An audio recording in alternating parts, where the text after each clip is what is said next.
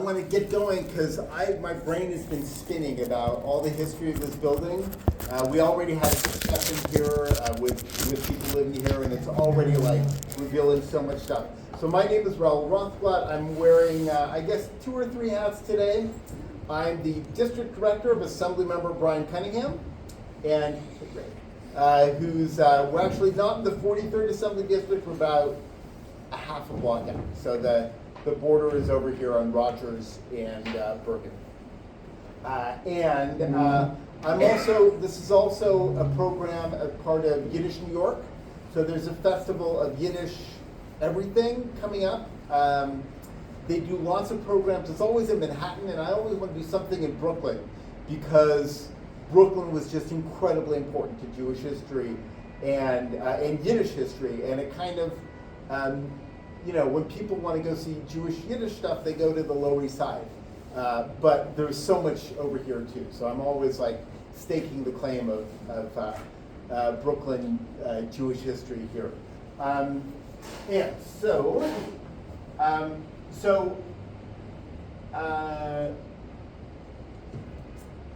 This discussion today does not have a whole lot to do with Yiddish culture. So I'm doing this, but I think it's important to mention it.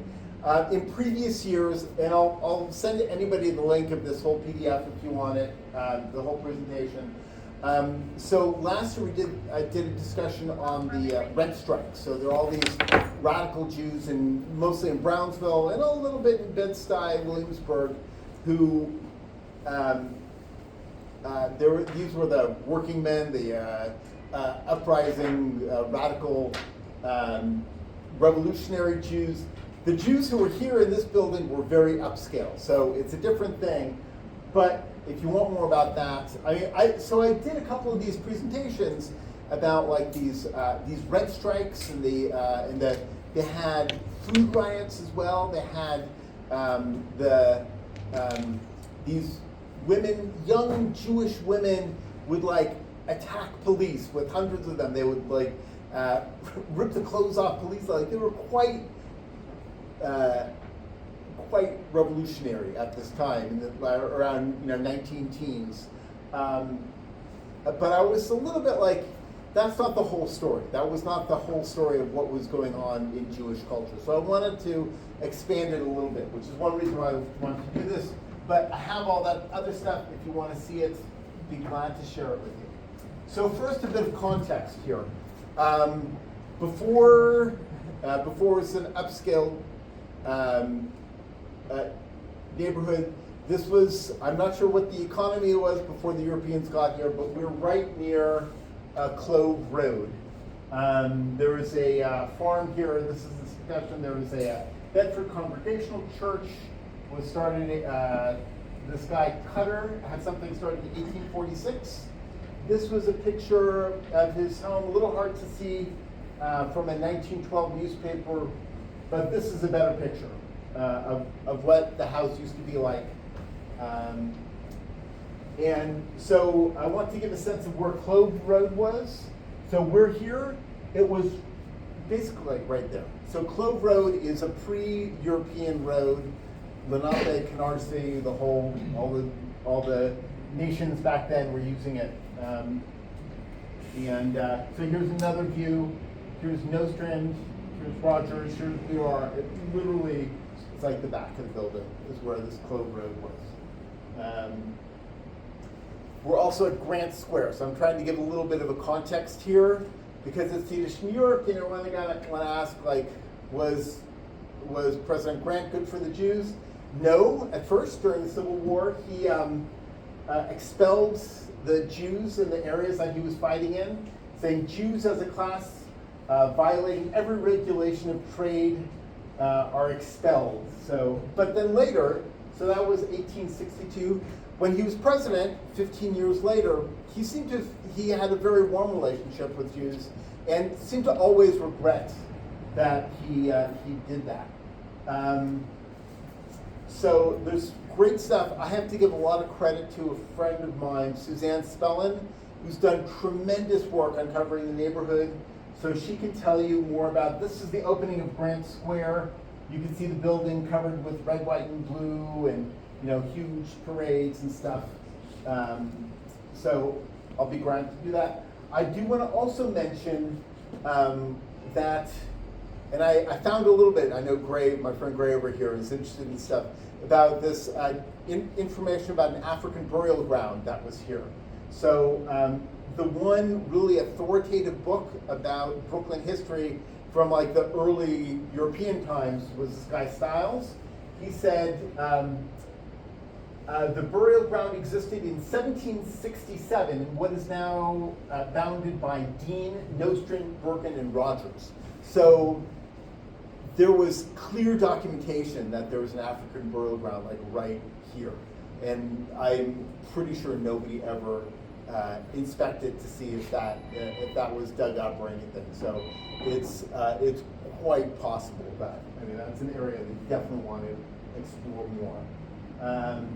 Okay, so I'm going to focus here on when this was the Unity Club. So the Unity Club was a very upscale Jewish organization. Before they were here, they were in Bed-Stuy. And so here I got this article from 1891 saying that, you think 1891, back in the old day, everybody was like super religious. Like, no, they were like super non-religious. They were, they had stories that the services at the one synagogue around here, Temple Israel, the Jewish services, the Sabbath is on the Friday night to Saturday, they had services on Sunday. There's a thing in here that Christians would be very comfortable going to these services. They didn't have Jewish rituals, they didn't do it in Hebrew, and that was right around here. So that was, so this is what Judaism in Brooklyn was in 1891. So here's, just to give a sense of how things changed ethically around that time. 1880, there were 60,000 Jews in New York City, according to this, I think probably census it. So there's 60,000 Jews, 3.1% of the population. By 1920, there's 1.6 million Jews and 30% of New York City. So huge explosion. And but also at this point, it wasn't these upscale German Jews anymore. There was a whole different group of people coming in. A little bit more about, here are the other zones.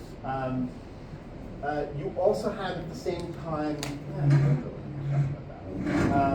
okay, so then, yeah. I was just wondering if you could comment on what did account for that tremendous influx of...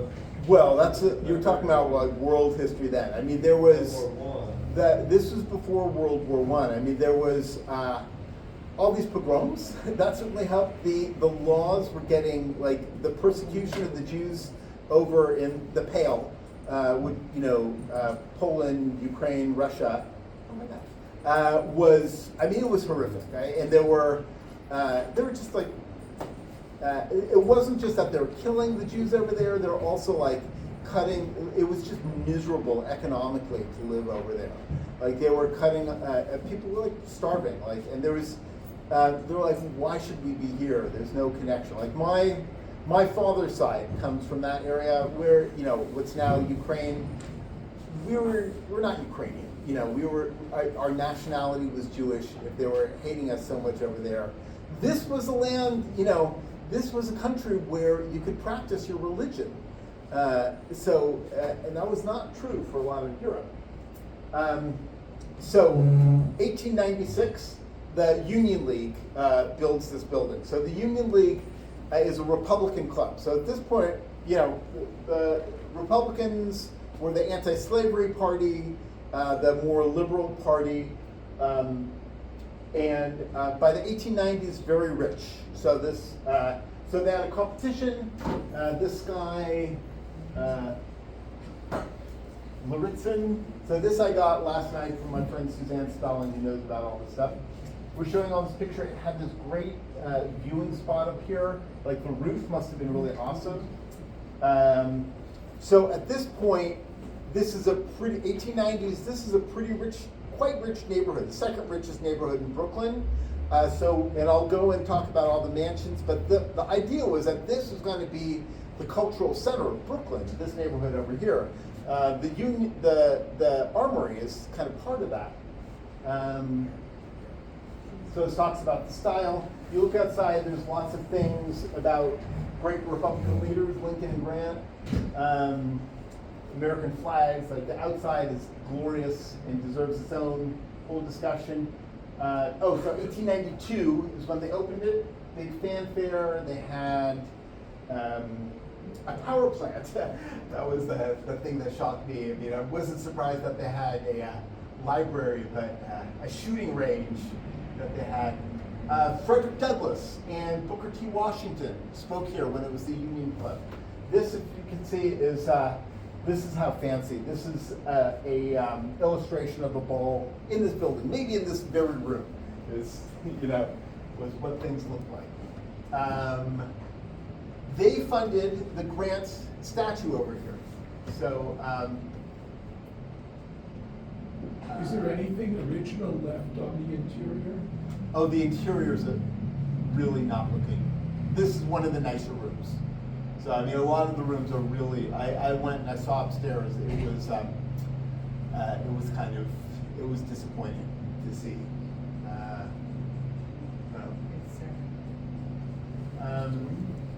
Okay. But the consolidation of New York City kind of meant that the Brooklyn Union League Club was not. It became part of the New York City Union League Club. So it kind of lost its centrality over here. But here's more interior shots of this building. Here, this one, and these are the two interior shots of what this building used to look like. So before you get too impressed, this is what the Union League Club interior looks like today in New York City. So there were lots of Union League clubs. And so this is the Union League in Manhattan right now. Still a continuation of this organization that was here. This is Philadelphia. I mean, these were like fancy places. Still exist. You can still have your wedding there if you want. So on the one hand, you have that happening. So a lot of the Jewish organizations are trying to organize. A lot of these upscale Jews organizing. At the same time, there's a lot of anti-Semitism. So here's one, this is anti-Semitic thing, Jew with the hook nose, turning these innocent young women into prostitutes. So this was, and at the same time, these more, the poorer Jews were getting very political, very radical. They had this big rent strike. Last year I did this whole discussion about the rent strike, the first big rent strike. Well, there's many throughout New York City history, but 1908 there was a big one focused in Manhattan. Some images, it was called the Uprising of 20,000. There was a shift, I think, around this time that the Manhattan was like the center of this radical Jewish stuff, but then it became Brownsville, and I think it was about this period that Brownsville became bigger and more radical. So here's the thing, Brownsville Bolsheviks, part of a vast organization and more, just a symbol of these Jews were destroying society, very blunt in the messaging in the press. So in 1908, you have the police commissioner wrote, with 1 million Hebrews, mostly Russian in the city, perhaps half the criminals should be of that race. So he's saying that most of the crime in New York was because of Jews. When you consider the ignorance of the language and how the men are not physically fit for hard labor, this group is conducive to crime. So he made the statement, the reaction among these radical Jews is no way, we've got to organize, this is horrible. How could a police commissioner in like a government document making these statements? They were angry. There was also at that point a lot of more observant religious Jews, again, not these upscale the German Jews, and they're like, no way, we've got to fight this. And then the upscale, uptown Jews, as they would call it, were like, yeah, that's about right. You know, those Jews, like, they had no connection with these. They kind of agreed with these anti-Semitic images. And so they started this thing called the Kehillah. And I was reading this book about them, an attempt to unify all the Jews. So you had, a Kehillah is like in a village, in a shtetl, there would be a Kehillah that would set up, resolve disputes, who basically help run everything in the community. But New York City, to do a Kehillah on a New York City level was unprecedented. So they helped fund the schools, they would regulate the schools, they would train the teachers. And this we're talking about 1910. They would set up the kosher laws. The other thing that there was huge debates about the kosher laws, and there was no group overseeing that whole thing. They helped investigate crime. There were things like a horse poisoning gang that would, like, you know, like the level of criminality, like a Jewish horse poisoning gang and Jewish brothels. And this group actually went and investigated them and really gave very good information to the police. They would also negotiate. So this book that I brought out doesn't mention the Triangle Shirtwaist Fire, which is one of the most dramatic events in, you know, United States history, where you know, this fire killed, you know, over 100 girls, and most of them were young Jewish girls. The owner was also Jewish, so negotiating between the owners, who were sometimes doing horrible things, and these radical workers, this effort trying to do this, and of course this failed. Of course, it was impossible for all the Jews to get along. But I was actually surprised. It was actually not really because of these differences between between the Reform and the Orthodox. It was more had to do with World War I coming along. So the focus changed, and their leader. So here's this guy. Who here knows the one? Has anybody heard of Judah Leon Magnus? All right, good. So he was a rabbi over here. He was many things. He grew up in the Bay Area. The first rabbi I didn't know, born west of the Mississippi. But so this one synagogue that I said, Temple Israel, that had services on Sundays and didn't use ritual, he was the rabbi there briefly, but he liked the ritual, so he wasn't a good fit. But at this point, he was a good match for this organization because you know, he was observant, but was also good with reform. He was a pacifist in World War I, so he had to kind of leave. He couldn't last long. This whole thing changed, but his story is very interesting, and it continues in many chapters after that. So, getting back to the neighborhood. So we have here these upscale Jews and the radical Jews. You can almost say it's a fight between people speaking English and people who spoke Yiddish and people who spoke Hebrew. Those were the three factions. But around here, it was upscale. So here are a bunch of buildings that were right around here. If you know your address is 725 St. Mark's, right around the corner. This was 751 St. Mark's. This is 789 St. Mark's. This is 815 St. Mark's.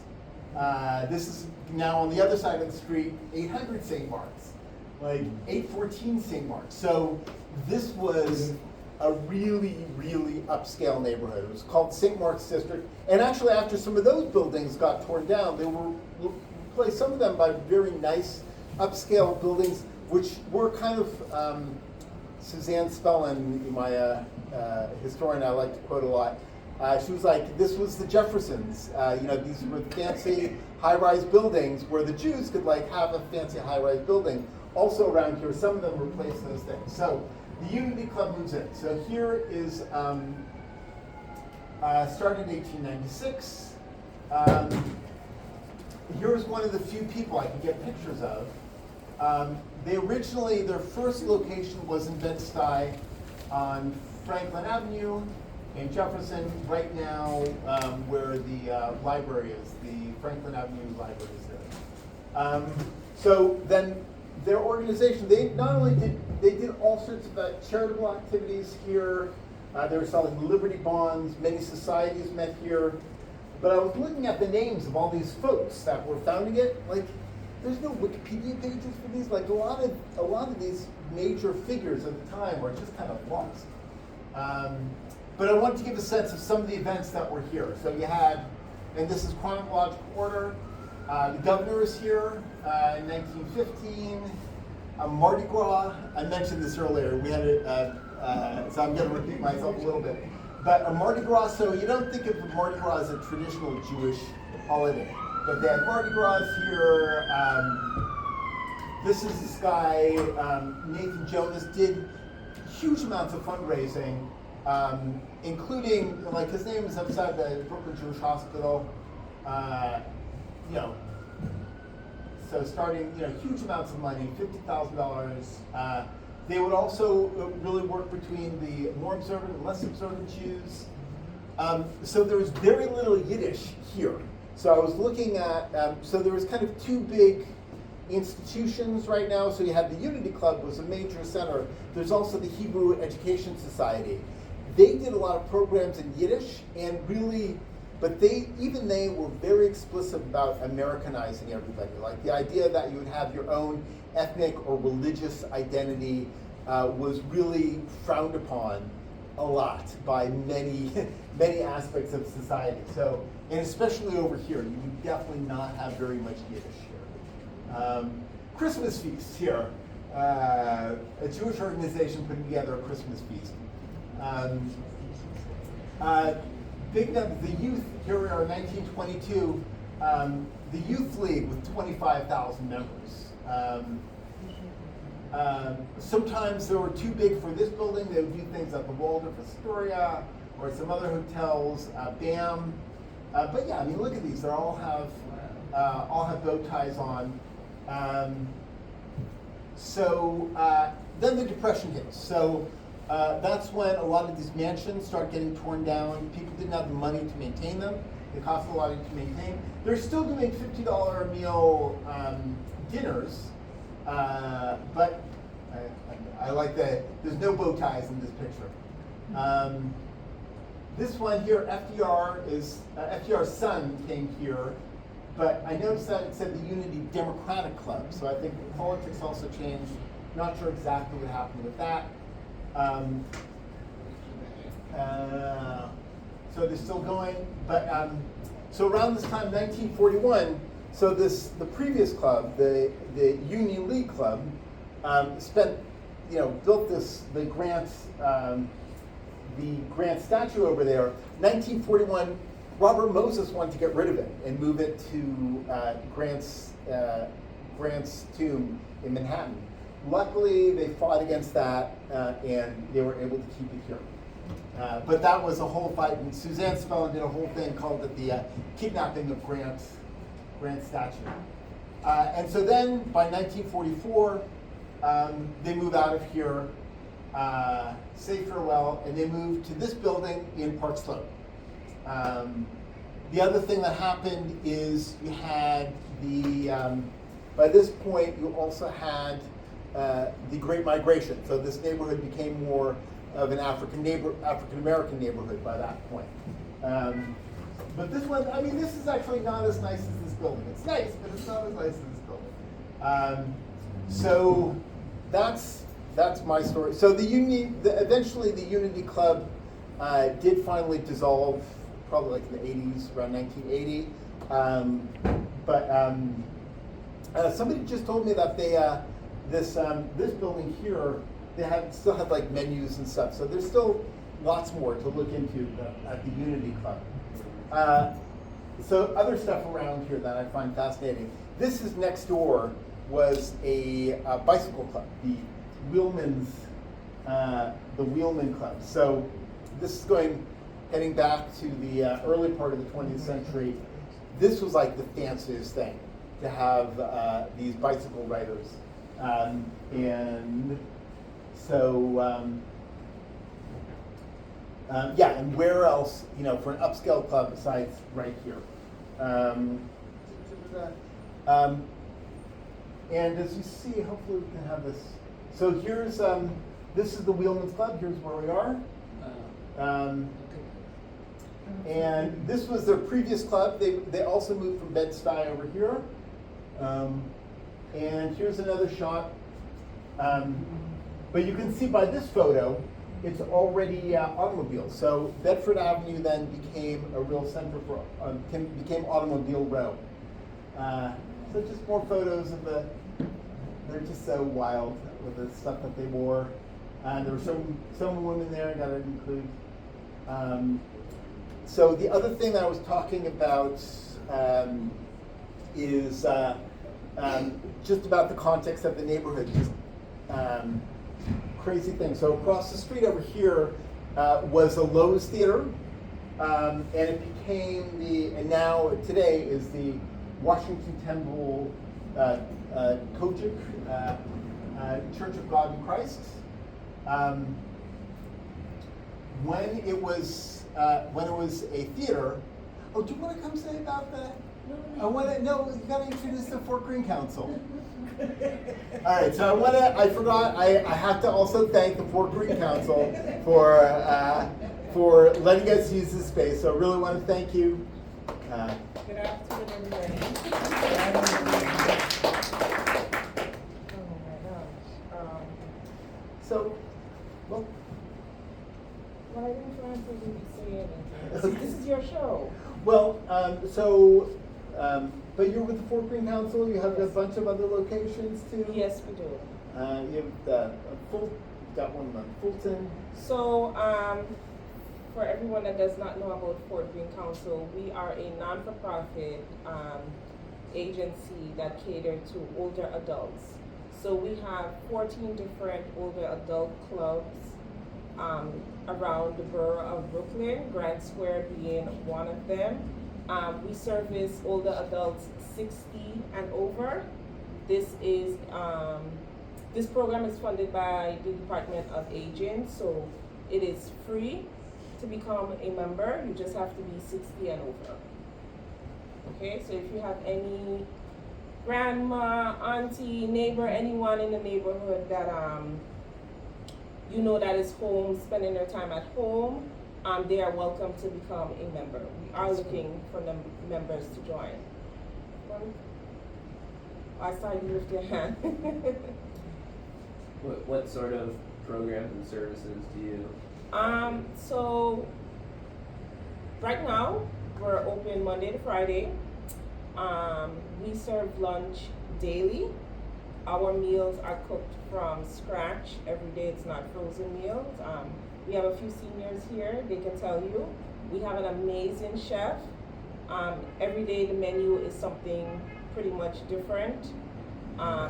We don't pick the menu, but you know, we do cook everything from scratch. We try to give the seniors a balanced cooked meal every day, where their meal is included with fruit, dairy, protein, grains, you know, juice.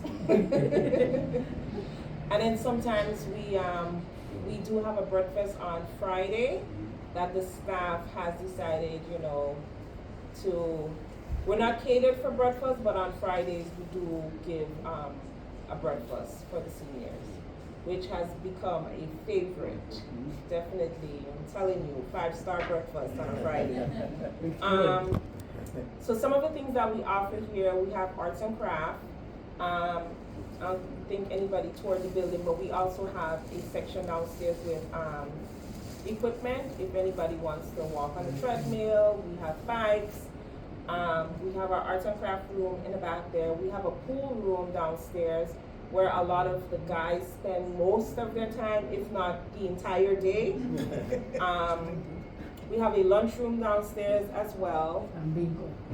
And we can't forget bingo. So bingo is Tuesdays and Thursdays, and it's definitely a favorite. They do not play around when it comes to their bingo. if I'm passing by and I find it's a little too quiet in here, I say bingo. Everyone puts their head up. But we have technology on Wednesdays. We're looking to build our calendar. Every month we put out a monthly calendar, and on the calendar you will see the events for the week. We're in the process of trying to get new consultants. As we know, everybody was affected by COVID-19, and we're still trying to get back from COVID-19, even though it's like 2-3 years after. But we are looking for consultants, and consultants are the people that teach the classes. So we have arts and craft, we have technology, we Chair have exercise. chair exercise, we Twice have a Tai week. Chi, we And Tai have Chi. line dance. We have a few things. There's music playing when I came in here, and so, yeah. Yes. So I have to ask you, there are tunnels underneath here, right? So, Mr. Omar, you want to talk about the tunnels? So Mr. Omar is the building manager. He spends majority of his day with us. Anything about Grand Square, about the building, you have to ask Mr. Omar. I'll give you guys a funny joke. This afternoon, as you know, it's kind of gloomy outside. I looked out the window and my heart almost left my chest because I thought there was a man sitting in the tree, but it was the statue.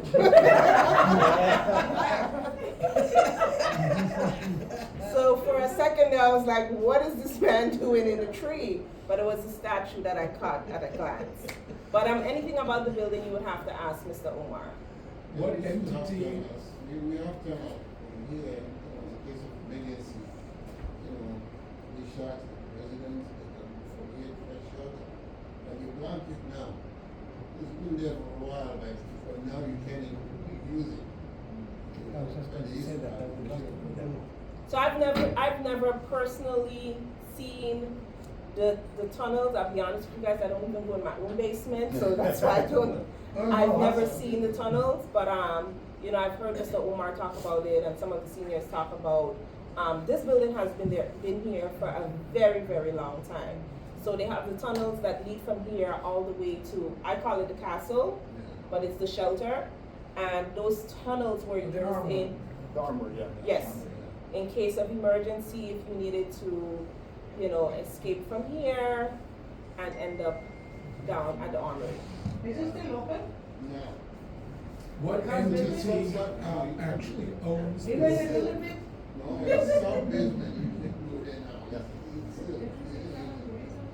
So, Yes. who I owns the can't speak building? Mr. Omar? Mr. Omar, someone wanted to know who owns the building. Well, right now, it's the Engel Group, they own the building. Right now. Used to be Engel different Group? owners. Currently, it's the Engel Group. So it's a private, private? Yes, privately owned. Yeah. And we utilize the basement. We utilize this floor. We have a second floor, third floor, and then a penthouse. Yes.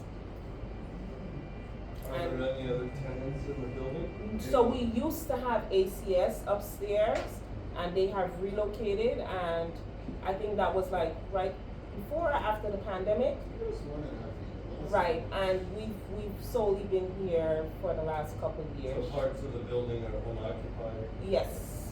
So the second floor, third floor, fourth floor is unoccupied. Yes. Yeah.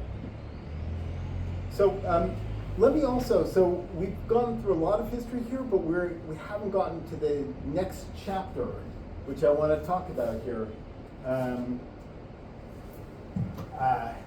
which is, so we have the Ernest E. Watch. So there's amazing music from next door. I'm going to share this presentation with anybody who asks, but the music next door. But the next chapter is the first Chabad yeshiva moved here. So this is also so the worldwide center for the Chabad movement is in Brooklyn. And the first Chabad yeshiva was moved in here. So, and they've done actually a great job doing the history of it. So I found on their Facebook page, they have tons of photographs. and you're gonna be my big treat afterwards here. So I have some photographs of what it looked like inside here. This is I guess, like after when did they move in? It wasn't 1944? No, Around 1944. So here's some photos, but you can see, they're right in front of the building. American flag. This was all the different schools in the neighborhood. Class of 9. Do you recognize any of the folks here? You're a class of 69? graduated 69. Yeah. Did they have 770 in 1944? Yes. Yeah.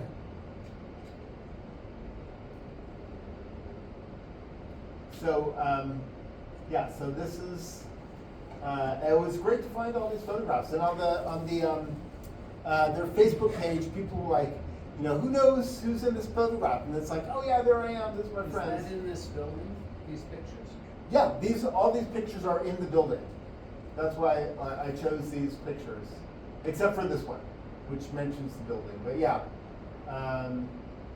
this is all here. And I have to play. So this school is big and vibrant, and the connection is very bad, but hopefully we can get, this may take a few minutes. But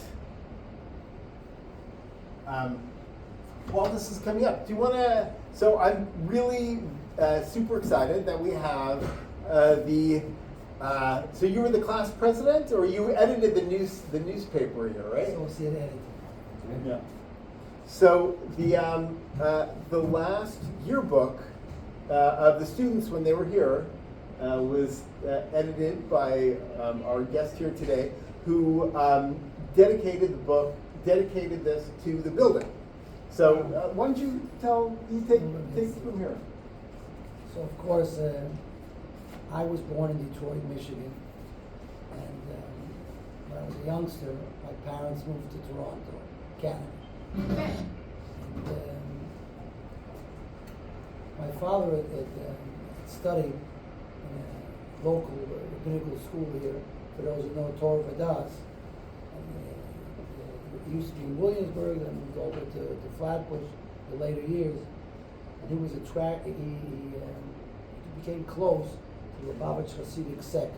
And of course, those of you who know Rabbi Menachem Schneerson, the leader of Chabad, the headquarters on 77 Eastern Park, like I said before. At 77 Eastern Park, when they bought it, it was just a house, and there wasn't much room for. They were from senior rabbinical students studying there, and they needed a place for all the youngsters, people from kindergarten, nursery, all the way up until you become a rabbinical student. So they found this place in 1947. 70, I believe, was bought in 1941. This place was bought a few years later. Any person that you might know or might hear of from Chabad, from Lubavitch, studied in this place. This was a place you came from all over. I came from Toronto, from Canada, to study here. Because this, if you wanted to be in close proximity to the rabbi, to the Rebbe, at 77 Eastern Parkway, you studied here until you became like close to marriageable age, like the 20s, and then you go study in 77 Eastern Parkway. It was a very vibrant place here, and I was telling you before, we used to play on Grand Square, punch ball. It was miracles and miracles, nobody got killed. We were running, there was no gates around it. We just, punched it up, and then everybody's running into the street with Rogers and Brooklyn, and Rogers and Bedford hit each other. And we had a lot of life and vitality here in the building. We had a gym on the 4th floor. There was a dormitory also upstairs on the 3rd floor. And we went through, when it was bought, when the building was bought, it was bought for the previous Lubavitch Chabad rabbi. His name was Joseph Isaac Schneerson. The one that most people have heard of, the one that was now Menachem Mendel Schneerson. He's the one that passed on in 1994. The original, the rabbi that was saved from Nazi Germany in 1940, he came here, and he said right when he came, the day that he came, one of the first hours that he came, he said he wanted to set up a school system here like that in Europe. Because like you've heard before in part of the presentation, there was a lot of assimilation, and it didn't look much like the old Jewish, Europe. And they wanted to bring the Talmudic study here, observance of the different precepts, the commandments, and also it was very big, as some of you might know, in outreach. Not to convert people, because every person has his, the person Jewish is Jewish, not Jewish, not Jewish. Each person has his things that he's supposed to do, the way he's supposed to act, the different commandments that he has. But outreach meaning that the people that were not educated, didn't have the proper education, didn't have a chance to be educated, to give them the proper education. That's why we have centers now. The Chabad, this complex union we're talking about, that we occupied this building in the early 40s to 1969. We have anybody that studied here, like my brother, he also came from Toronto. He's a rabbi in Israel. He actually is the assistant leader of the rabbinical court in Israel, the Chabad rabbinical court. You came here, you sapped it all in, you had a chance to be here, get a proper good education. This is I was associate editor, this is the yearbook we gave out. We dedicated, I was showing you before, we dedicated the last yearbook, 1969, to the building. Dedication. Why did they move out in 1969? The neighborhood was growing, in Borough Park, Flatbush, and people didn't want to travel so much because we attracted people from all over, not just from Crown Heights. And they built a beautiful building on Ocean Parkway. It's now H&I. And the truth is, it was a mistake. Oh. That they. Which is right near your. So wait, where is that? The one on? They moved from here to Ocean Parkway in H&I. Then they built another branch on Crown Street. Yeah, he lives like next to that building. Yeah. Well, on Ocean Avenue. Yeah, Ocean Parkway, the H&I. Oh, okay. Sorry. He's on Ocean Avenue. Yeah. There's another one over there too. Yeah, well, listen, everything was growing and expanding, and they had. When you were here as a student, was it renovated? Did it look like this, or did it look more like those photographs that he showed of the? With the time, as the time wore on, the building wore on. As a matter of fact, we say, like half jokingly in our dedication page, we say like this. Yes, the yeshiva will move to more spacious quarters where the steam will always work and the water will always run. I don't have to go to the other end of the steps. The thing is, it was showing its age, and the truth is that they made a mistake when they sold this building, because they needed funds to help me to build a new building. But the Rebbe, the leader of Chabad, Rabbi Rebbe, he was not a fan at all of selling property, because school, you know what's going to be tomorrow. You make a new place there in Flatbush, and then you expand. Look what happened. We expanded so much in Flatbush that to come back to Crown Heights and Crown and Albany and build a beautiful building there. So you don't just get rid of buildings you can't get them. So as a matter of fact, we're interested in buying this building right now. I came here like about a month ago, 6 weeks ago, with some staff members from the building. And because it's issued for lease, Omar showed us through the whole building. One of my classrooms that I would when I was here, my second year, was probably these windows right here. It was more of a classroom, but I'm looking at the corner of the building. So we're expanding tremendously. We don't have space. Now we need to move someplace. We're thinking, if this place is empty and looking to lease it, I'm planning to get in touch with the owners, later on this week. But we would like to. First of all, we have great neighbors here. You have the seniors here, and it's always good for us. We have different programs going on. Boys that want to become rabbis and Jewish leaders, and I think it would be a nice blend. So it used to. There used to be a big kind of cupola on the roof. I think that must have been there, but very deteriorated, because I think they took it down in the 70s. I don't. We So went here- out there. Here they have this thing. Yeah. Was this there? Yes, I believe it was there. Yeah. So yeah, I think a lot of the bad renovations happened in the 70s, which would have been after you moved out. Well, listen, Tell the story of Manor Street. we used to have the caretaker here. The original caretaker was lived upstairs, all the way upstairs. And when we went upstairs there about 6 weeks ago, when we came to see the building, we actually saw some Hebrew writing. It's etched into the. They lived on top of the 4th floor. When I studied here, there was a fellow non-Jew. He lived up here. He took care of the building.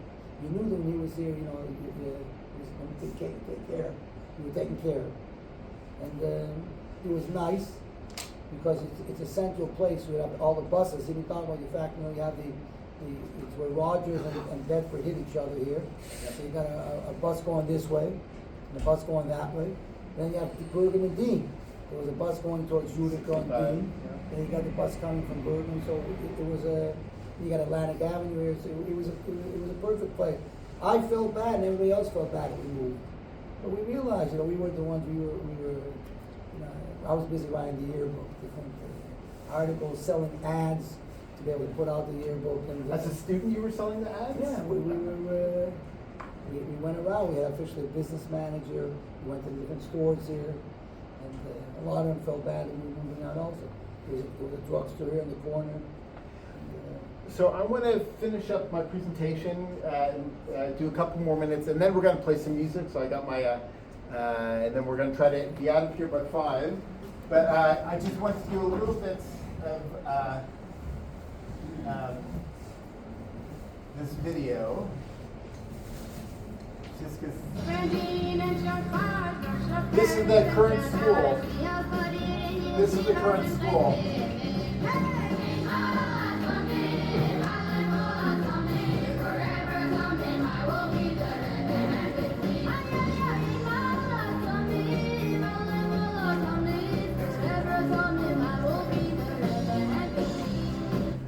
So all of this will be in the presentation.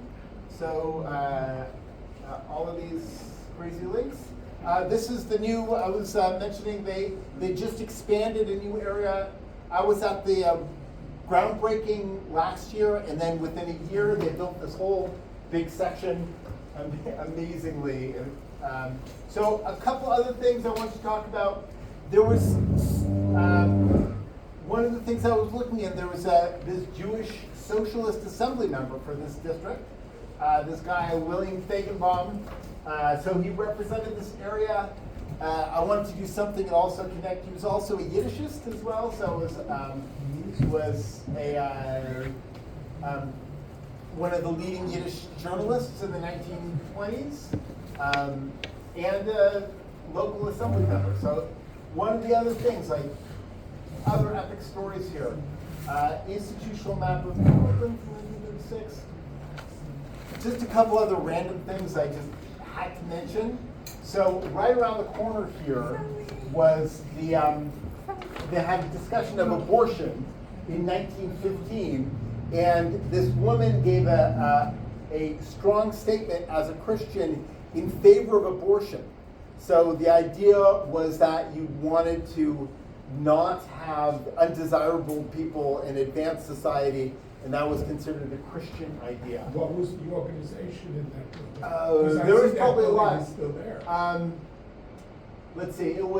It says about 200 persons, most of whom were women, attended a meeting of the Brooklyn Child Welfare Conference at this building right around the corner here. Another guy. Another kind of one of the difficult points is this guy Leo Frank, one of the most famous lynchings. But his family, so it was a Jewish guy who got lynched in Georgia. His family was from Brooklyn, actually, lived in Underhill. A lot of the organizing was in Brooklyn, including by the Rabbi Lyons of Congregation Beth Elohim, was one of the leaders of this.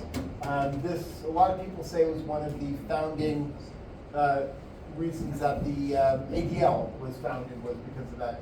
So there's tons of other people I wanted to get into Rose and Ottilie Sutro were a pair of pianists who apparently swindled a classical composer, Brooke.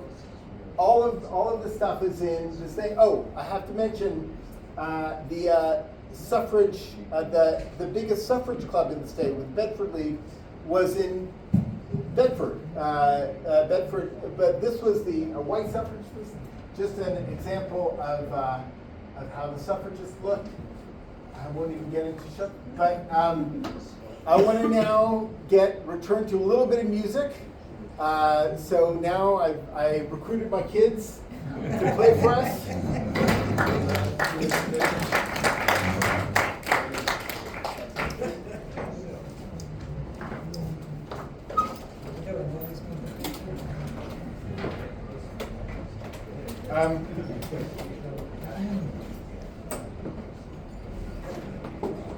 You got to end with some music here, and especially this is part of Yiddish New York, so not going to neglect that side of this. I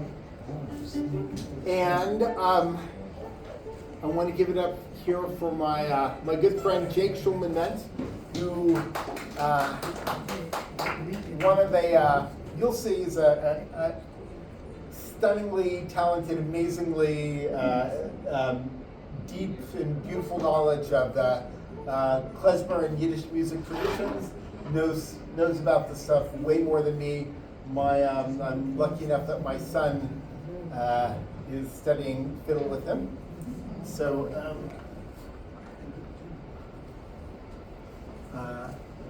we're just tuning up here.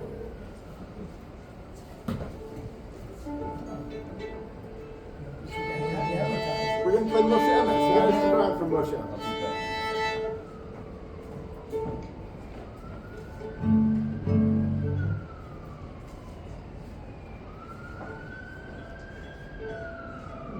Any quick questions before we do the next phase here?